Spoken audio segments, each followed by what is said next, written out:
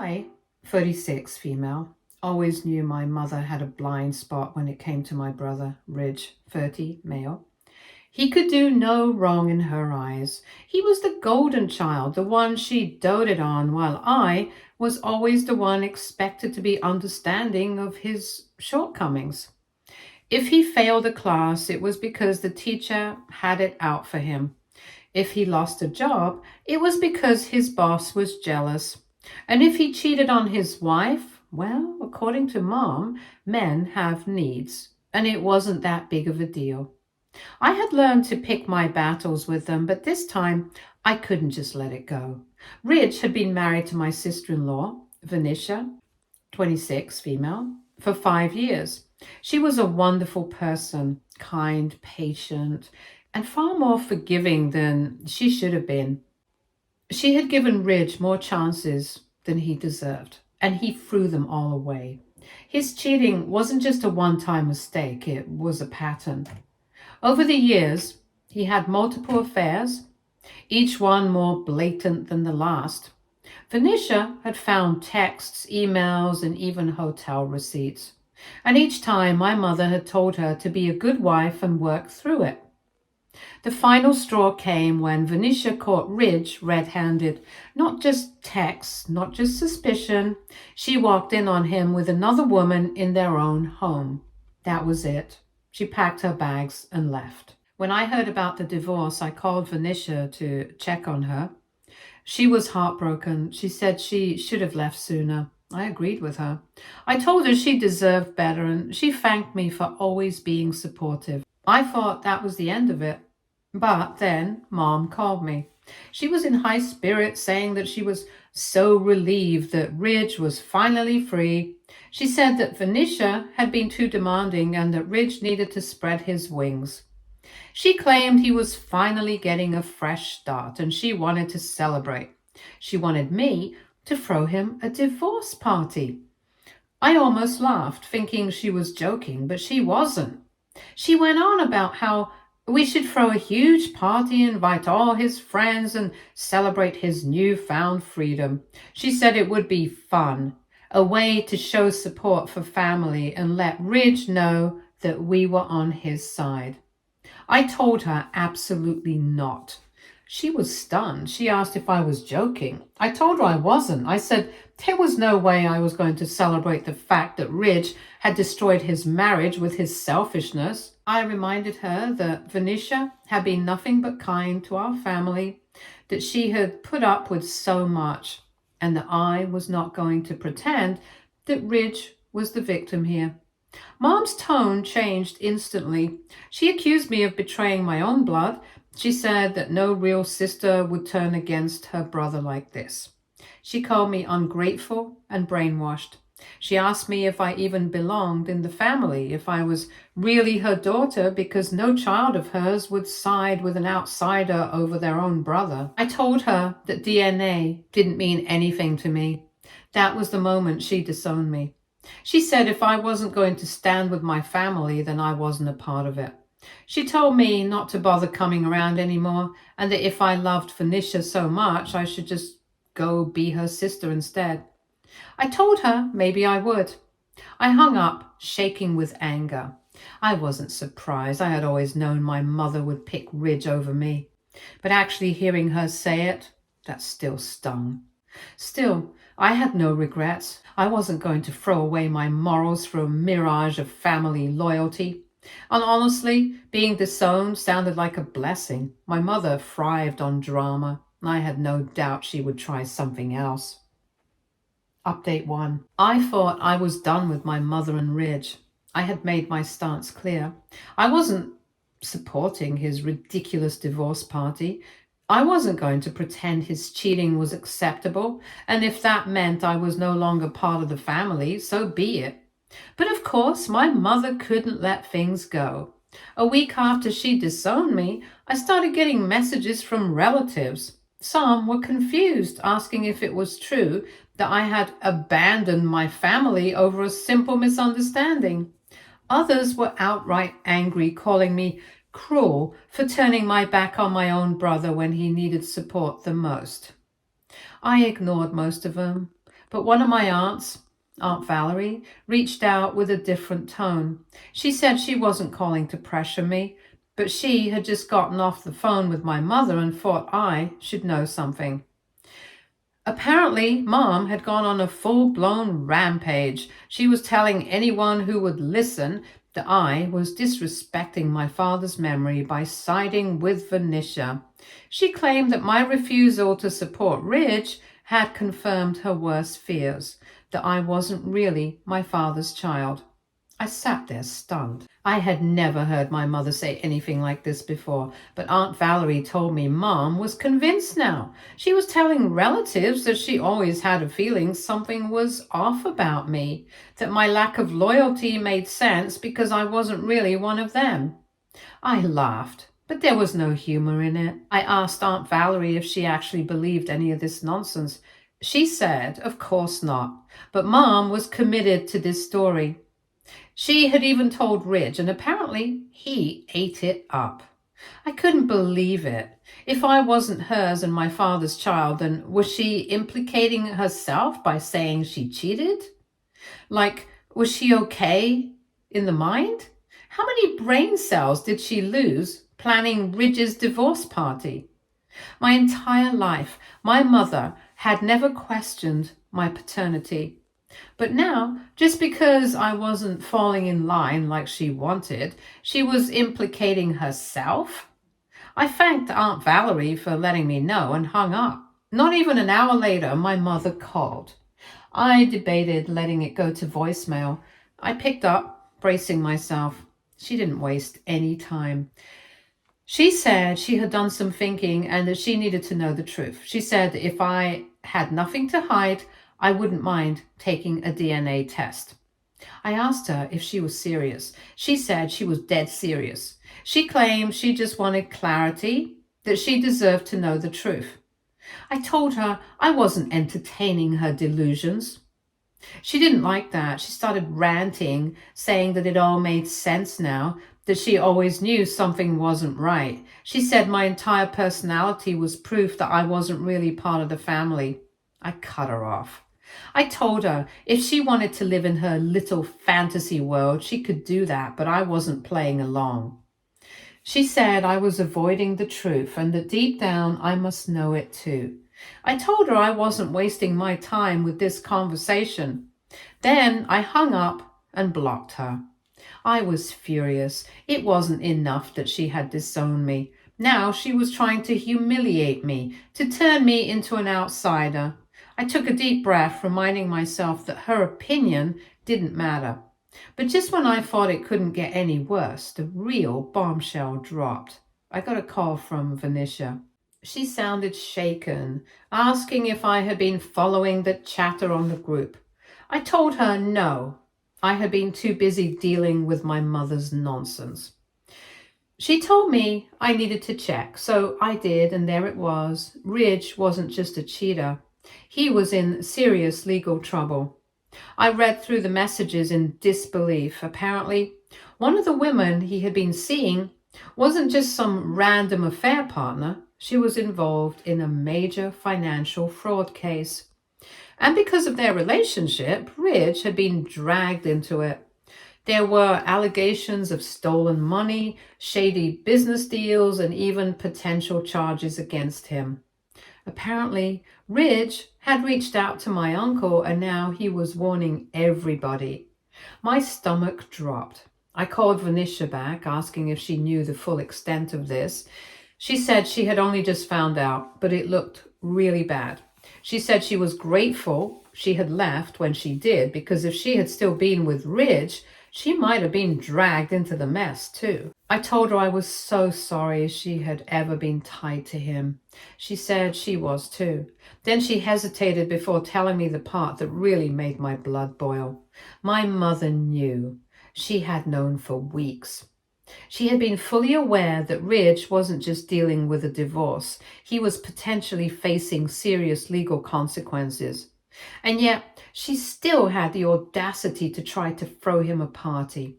It wasn't about celebrating his freedom. It was about covering up the truth. She wanted to distract from what was really going on. She thought if she spun the story just right, she could make people think Ridge was just a guy getting over a bad marriage instead of someone who might actually be in real legal trouble. I felt sick. She had gone on a rampage, disowning me and spreading rumors about my DNA, all while she knew Ridge was in the middle of a scandal. If my father was alive, he would be so embarrassed. She would go to any extent to cover up for Ridge. Makes me wonder if she cheated during her marriage with my father. Venetia sighed, saying that part of her wasn't even surprised. She had spent years watching my mother enable Ridge's behavior, making excuses for everything. I told her I wasn't surprised either. But what really got me, now that Ridge was in actual trouble, my mother was backtracking. She wasn't bragging about Ridge's fresh start anymore. She was desperate to get ahead of this, and I was going to stay the hell away from them. Update 2. I had reached my breaking point. I wanted to stay away, but I was angry. After everything, being disowned, being accused of not being my father's child, and now learning that my mother knew Ridge was knee-deep in legal trouble, there was no way I was letting her off the hook. So I called her. She answered on the second ring, her voice laced with irritation like I was the one causing problems. She asked if I was finally ready to apologize for my behavior. I didn't waste time. I told her I wanted a straight answer. Had she cheated on my father? The line went silent. Then she scoffed, acting offended that I would even ask such a thing. She said she never said that. I wasn't letting her squirm out of this. I told her that's exactly what she had been implying when she started telling people she wasn't sure I was my father's child. She had planted that idea herself, and now that I was calling her out on it, she was suddenly backtracking? She fumbled, saying that maybe she had misspoken. I told her to stop lying. I asked her point blank, had she or had she not cheated on Dad? She panicked. Then, after a long pause, she blurted out the most pathetic excuse I had ever heard in my life. She said that maybe I had been switched at birth. I swear I almost choked on my own laughter. I told her I couldn't believe the lengths she was willing to go to just to protect Ridge. She was so desperate to defend him, to cover for his disgusting behavior, that she would rather try to rewrite my entire existence than just admit she was wrong. She tried to backpedal, saying she didn't mean it that way. I cut her off and I asked her if she had any shame. Did she really not realize how pathetic she sounded? Did she really think that making herself look like a cheating wife was a better alternative than just admitting she was wrong about Ridge? She stammered, saying I was blowing things out of proportion, and I told her I wasn't the one blowing things out of proportion. She was. She was the one who had disowned her own daughter over a man facing legal trouble. She was the one who had turned this into a full-blown scandal just because I had refused to entertain Ridge's circus. She tried to turn it back on me, saying that I was being vindictive, that I loved seeing her in distress. I told her that wasn't true, but I did think she deserved to be embarrassed. Because for the first time, she was feeling exactly what Venetia had felt when she found out about Ridge's betrayal. I told her it made perfect sense now. She never felt any remorse for Venetia because Ridge was just like her. She was dead silent. I could feel her shame through the phone. Then I decided to deliver the final nail in the coffin. I told her if she was so concerned about my paternity, maybe she should get Ridge's tested. Because at least I had my father's green eyes. I swear I had never heard her sound so horrified in my life. She started stuttering, saying I was going too far and that I had no right to say something like that. I told her I had every right. She was the one who had started this whole mess. She had been so confident in accusing me of not being Dad's child. But now that the tables were turned, she couldn't handle it. She was furious, but I could tell she was panicking too, because the truth was, she had just exposed herself. I told her I was done with her games. She had chosen Ridge over me, fine. But she wasn't going to drag me down with them. I hung up before she could say another word. If there was one thing my mother couldn't stand, it was being publicly humiliated. And I had just destroyed her. So I did what I should have done from the start. I posted the entire recorded conversation on the same family group chat where she had once gleefully disowned me. Every single word could be heard. Her pathetic excuse about me being switched at birth. Her sheer desperation to defend Ridge at the expense of her own dignity, and the absolute silence that followed when I told her that maybe Ridge's paternity should be tested instead. I didn't add a caption. I didn't need to. Within minutes, my phone was exploding with notifications. My mother must have seen it immediately because she called me back, not once, but 7 times. I ignored every single one, and then she started texting, telling me I had gone too far and that I was cruel for humiliating her like this, that this was a private family matter and I had no business putting it out for everyone to see. I let her ramble because I knew exactly what was happening. She was panicking. She thought she could control the narrative, that she could manipulate people into thinking I was the bad guy. But now everyone had heard the truth straight from her own mouth. She had no excuses left. And sure enough, the responses from our family started rolling in. Aunt Valerie was the first to comment. She said she was disgusted beyond belief. She said she knew my mother had always played favorites with Ridge, but this was another level of delusion. Uncle Robert said he was embarrassed to even be related to her. My grandmother, the only person my mother had ever truly feared, sent a voice message that sent chills down my spine. She said she never wanted to hear my mother utter my father's name again, that she had spit on his memory by pulling this stunt. She ended the message by saying she was done with her. My mother lost it. She started sending voice notes, crying, screaming, saying she never meant it that way. She swore up and down that she wasn't implying she had cheated, that she was just grasping at straws because she was so hurt that I had sided with Venetia, that she was just a mother trying to protect her son. I finally decided to respond, and I told her she wasn't protecting Ridge. She was enabling him, and now she was suffering the consequences of standing by a man who was about to ruin her life too, because she had no idea what was coming next. Update 4, 2 months later. 2 months passed, 2 months of silence, 2 months of finally feeling free from all the drama, toxicity, and manipulation. I had blocked my mother everywhere. She had made her choice. She chose Ridge. She chose to defend him, cover up for him, and even humiliate me to protect him. She chose to disown me just because I stood by Venetia instead of throwing a disgusting divorce party for a man who had ruined his own marriage. And after everything she had said, everything she had done, I refused to let her slink back into my life like nothing had ever happened. But then, one random afternoon, my phone buzzed. A new number. At first, I thought it was spam. I almost ignored it. I skimmed over it, though, and there it was, a text from her.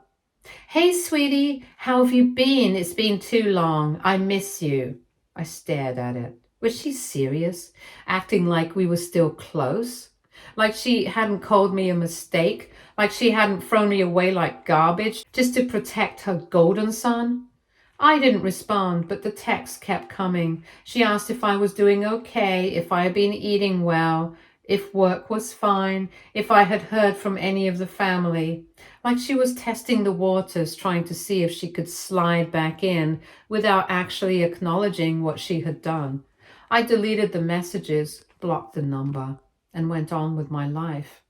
But then, 3 days later, I got an email. The subject line made my stomach drop. "I really need you right now, please." I clicked on it, half expecting another desperate attempt at small talk.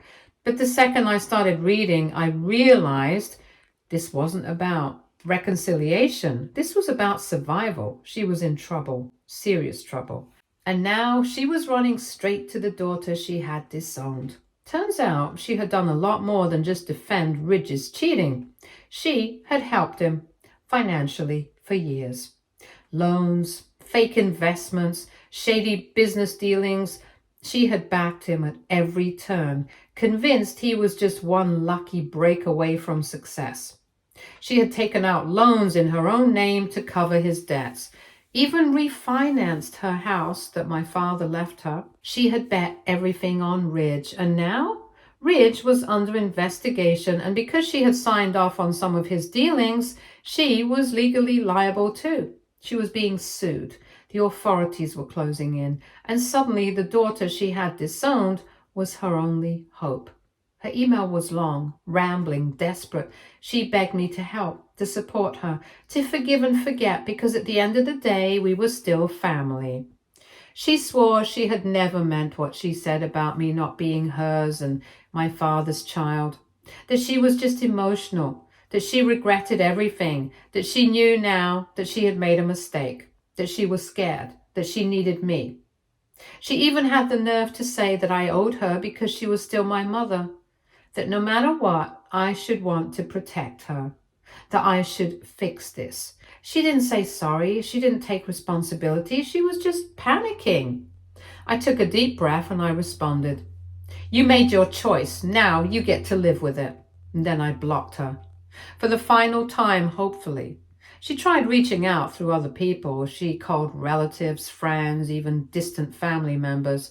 She told them her version of events, how I was being cold, heartless, unforgiving, how I was abandoning my own mother when she was at her lowest. She tried guilt-tripping them into convincing me to help, but it didn't work because everyone knew the truth. They knew what she had done. They had seen how she had treated me. They had heard the things she had said, and now she had no one left. For the first time, she was truly alone, and that was her choice. She had picked Ridge over me. She had chosen to throw me away, and now she could suffer with him too, because I was done for good. For years, I had believed that deep down my mother loved me, that even if she favored Ridge, even if she treated me like I was less than, she would never completely cut me off, that there was some part of her that would always care. I was wrong.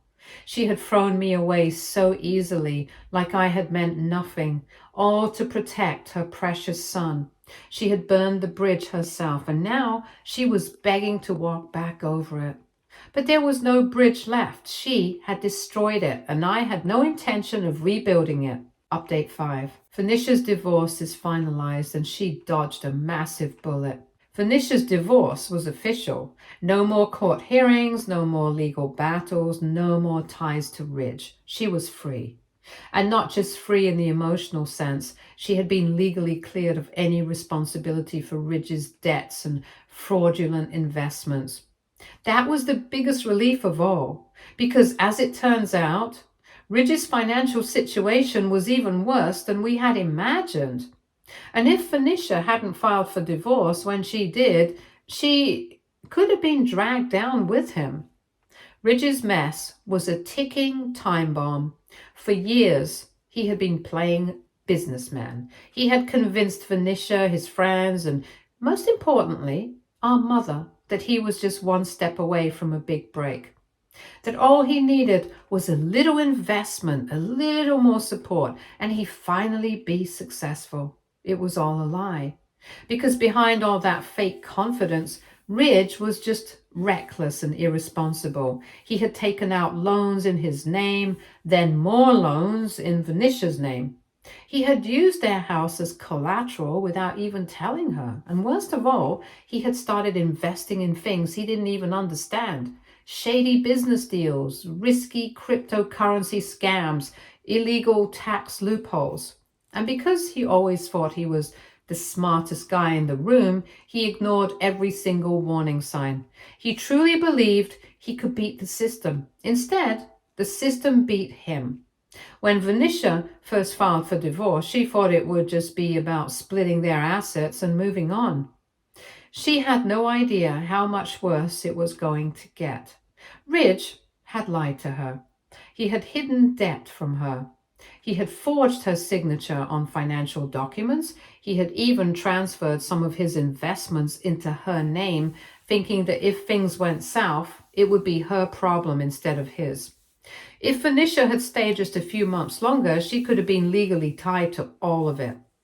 Thousands of dollars in debt, a ruined credit score, even potential fraud charges. But because she had filed for divorce before everything collapsed, her lawyers were able to prove that 1. She had no knowledge of the debts Ridge accumulated. 2. Her signature had been forged on key documents. 3. Ridge was the one who made all the financial decisions behind her back. That meant the courts ruled in her favor. Ridge was held 100% responsible. Venetia, completely free. No debt, no legal troubles, no obligations. She had walked away just in time. Honestly, she had a really good lawyer and backup team thanks to her boss, and yes, she had credible evidence. As for Ridge, he was drowning. The lawsuits against him had piled up. Creditors were chasing him down. His business partners, who were just as shady as he was, had turned on him the second things started crumbling. And now he was in serious legal trouble. At first, he tried to weasel his way out of it, blaming everyone but himself. He blamed Venetia, saying she should have stood by him instead of leaving. He blamed the banks, claiming they tricked him into taking out loans. He blamed the government, insisting the system was rigged against him. But no matter how much he whined, the fact was, Ridge had done this to himself. And now, with Venetia legally free from his mess, the only person left holding the bag was Mom, because she had co-signed some of his loans, because she had given him money, because she had helped him hide assets. And now, she was in just as much trouble as he was. The best part? Venetia didn't just survive, she thrived. The divorce had been painful, but it had also been the best decision of her life. From what I know, she had moved to a new city, she had found a great job, and she had surrounded herself with supportive friends. And the biggest win? She had finally gotten back her maiden name. She had completely erased Ridge from her life. No more attachments, no more reminders, no more baggage. And the cherry on top? Ridge thought Venetia would come running back when he hit rock bottom, that she would feel sorry for him, that she would offer to help. Instead, she sent him a single text. Good luck, you'll need it. And then she blocked his number for good. I'm planning on moving out of this city too. The further away from them, the better. But after everything, our mother had completely unraveled. She had burned every bridge. She had destroyed every relationship. She had ruined her own reputation. All because she refused to see Ridge for who he really was. And now she had no one left. She tried reaching out again, and this time she wasn't even pretending to be a loving mother. She was just begging. She needed money. She needed help. She wanted someone, anyone, to bail her out. And just like before, I told her, you made your choice. Now you get to live with it. And this time, she finally understood because she stopped reaching out after that. I had no guilt, no doubts. I had chosen the right side, and I had no sympathy left to give because Venetia and we had escaped. And that was the only closure we needed. Venetia's freedom wasn't just about the divorce. It was about walking away from a family that had always prioritized Ridge's needs over everyone else's. She had been seconds away from being legally trapped in his mess. But now she was happier, stronger, and completely untouchable. And Ridge? He was exactly where he deserved to be, Update 6. I had one last thing to say to my mother. She had spent years defending Rich. She had enabled him, covered for him, fought for him, even when it meant losing everything else. And where had it gotten her? Buried in legal trouble, abandoned, facing the consequences of his actions while Ridge, like the coward he was doing everything he could to drag her down with him. She needed to understand that there was only one way out. So I sent her a message. You need to wake up. Ridge is never going to save you. He's never going to take responsibility. He's never going to care about what happens to you. You are nothing more than a shield for him to hide behind. And the second you go down, he will find someone else to use. You have one chance left to fix this.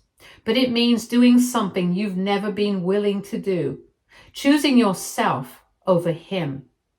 Expose him. Give them everything. Show them every lie, every scam, every secret he's kept.